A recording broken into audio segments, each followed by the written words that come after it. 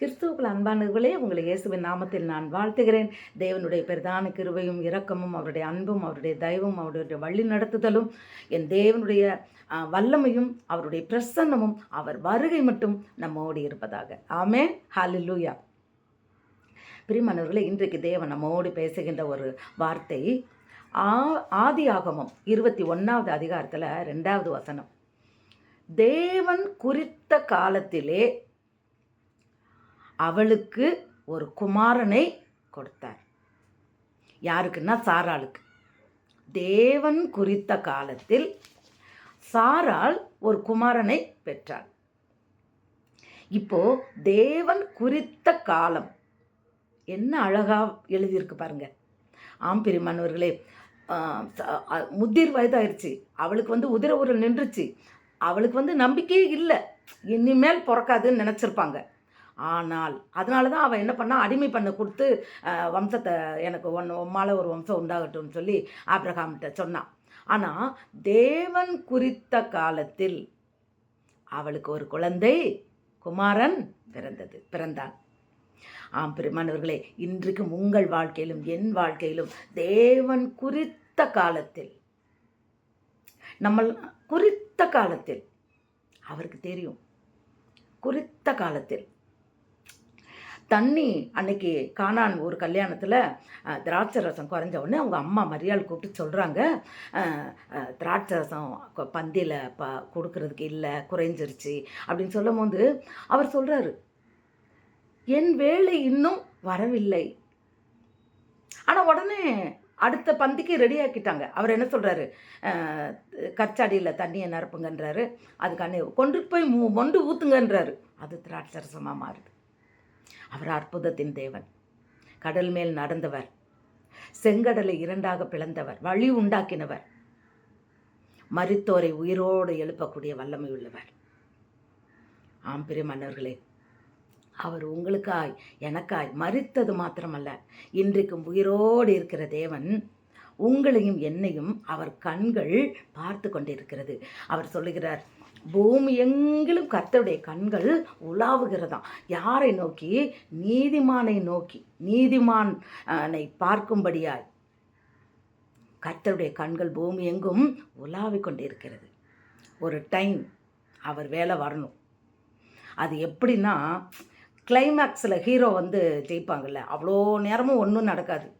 கரெக்டாக அந்த கிளைமேக்ஸில் வந்தாங்கன்னா அவங்க அடித்து கட்டுவாங்க. அது போல தான் அவர் ஒரு டைம் வச்சுருக்கிறாரு. அது உங்களுக்கும் தெரியாது, எனக்கும் தெரியாது, ஆண்டவருக்கு மட்டும்தான் தெரியும். ஆனால் அந்த டைமில் யார் தடுத்தாலும் நிற்காது, நிறைவேறியே தீரும். ஹல்லேலூயா. அவர் ஒரு வேலை வைத்திருக்கிறார். கடற்கரை மணலை போல உனக்கு சந்ததி உண்டாகும்னு சொன்னவர் தான் 25 ஆண்டுகள் காத்திருந்தான். ஆனால் இந்த கானாவூர் திருமணத்தில் அவங்க சொல்லும்போது என் வேலை இன்னும் வரலன்னு சொன்னவர் அடுத்த நொடியே அவர் கிரியை செய்ய ஆரம்பிச்சிட்டார். அடுத்த அந்த மணித்துளியிலே அவர் கிரியை செய்ய ஆரம்பிச்சிட்டார். ஆனால் அதுக்குள்ளே என் வேலை வரலன்றார். ஆம் பிரியமானவர்களே, நம் பிள்ளைங்களுடைய திருமண வாழ்க்கையாக இருக்கட்டும், நம்ம பிள்ளைங்களுடைய படிப்பு காரியமாக இருக்கட்டும், வேலையாக இருக்கட்டும், நம்ம பிஸ்னஸ் தொழிலாக இருக்கட்டும், வீடு கட்டுற விஷயமாக இருக்கட்டும், நீங்கள் ஒன்றுக்கும் கவலைப்படாமல் ஸ்தோத்திரத்தோடு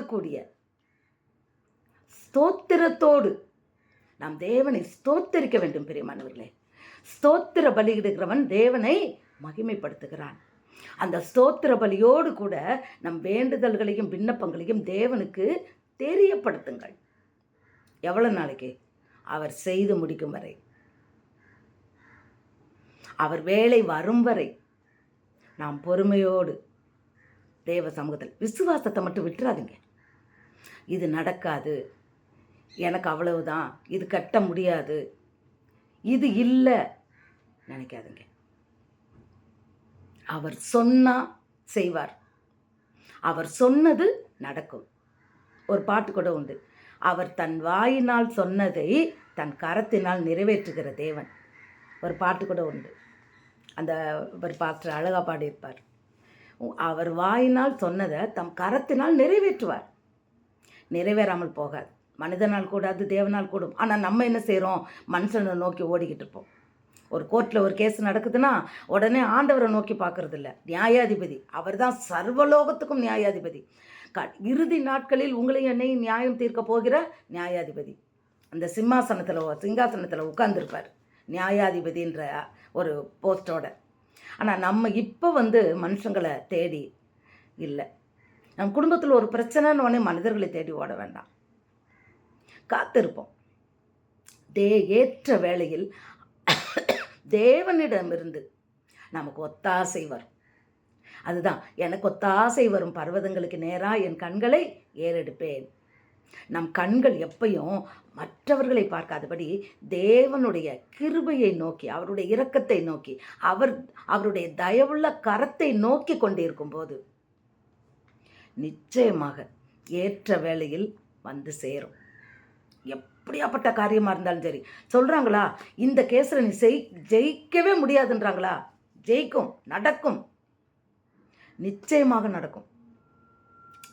ஒருத்தர் சொன்னார், கேஸில் அதாவது போலீஸ், அது உயர் போஸ்ட், சப் இன்ஸ்பெக்டர்னு ஒருத்தர் இருப்பார், இன்ஸ்பெக்டர் ஒருத்தர் இருப்பார். இன்ஸ்பெக்டர் நல்லவர், ஆனால் இந்த இடையில இருக்க சப் இன்ஸ்பெக்டர் என்ன பண்ணுறாருன்னா அவங்ககிட்ட எதிர்கிட்ட இருக்கிறவங்ககிட்ட வாங்கிட்டு எங்களுக்கு அவர் செய்ய மாட்டேங்கிறாரு, அதனால் பணத்தை வாங்கி தரமாட்டேங்கிறாரு அப்படின்ற மாதிரி. இவங்க அவங்ககிட்ட பணம் கொடுத்துருக்காங்க, அதை வாங்கி தரமாட்டேங்கிறாரு, அவன் ஏமாத்துறான். அப்போது ரொம்ப வேதனைப்பட்டு ஜெபிக்கும் போது நான் சொன்னேன், ஆண்டவர்கிட்ட அந்த சப் இன்ஸ்பெக்டரை மாற்ற சொல்லி நம்ம ஜெபிப்போம், நிச்சயமாக கர்த்தர் கிரியை செய்வார்னு.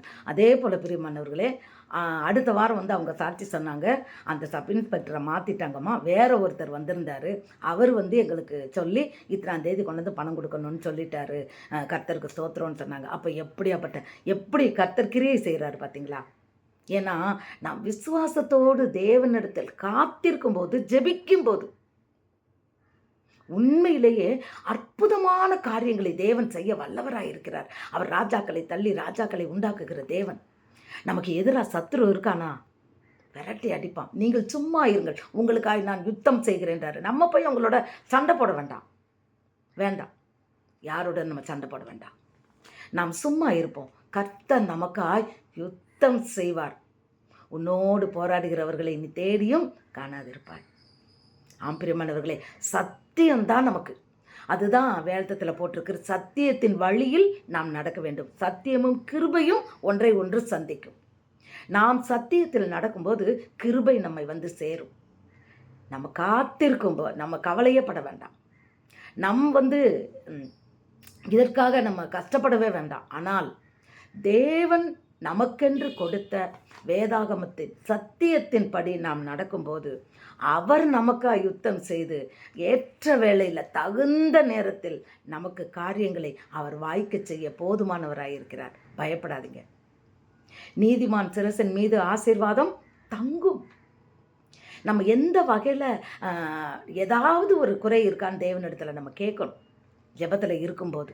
அப்படி இருந்தால் நம்ம ஜெபிக்கிற போது, ஆண்டவரே உமக்கு பிரியமில்லாத காரியங்கள் என்னிடத்தில் இருந்தது உண்டானால் அதை எடுத்து போடுங்க சாமி, அது என் இடத்துல வேண்டாம், அதை சுட்டேருங்கப்பா.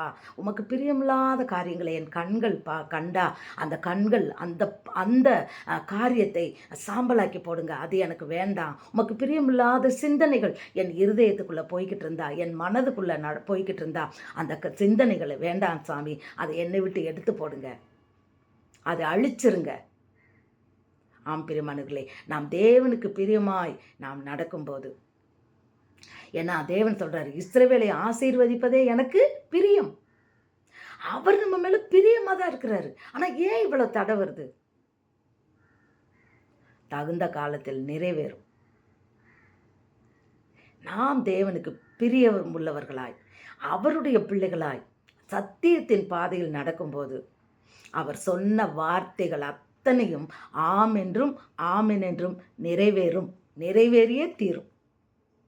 பயப்படாதீங்க.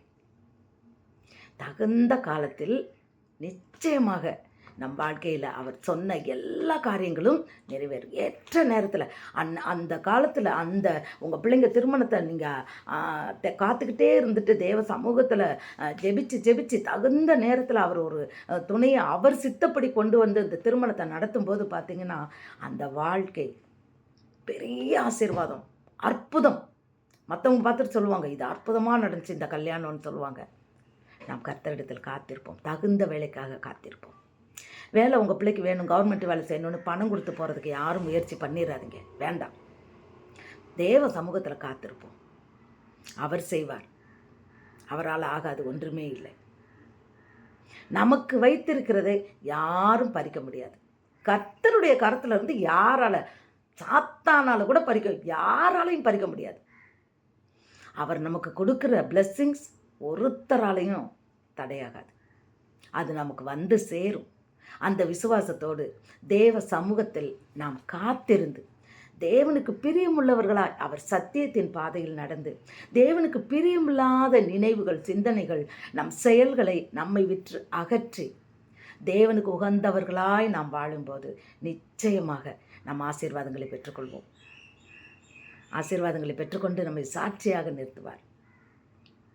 ஆம் பிரியமானவர்களை, பயப்பட வேண்டாம். அததன் காலத்தில் கர்த்தர் தகுந்த காலத்தில் நிறைவேற்றி நம் தலையை அவர் உயர்த்துவார். கர்த்தர்க்காய் நாம் காத்திருப்போம். God bless you.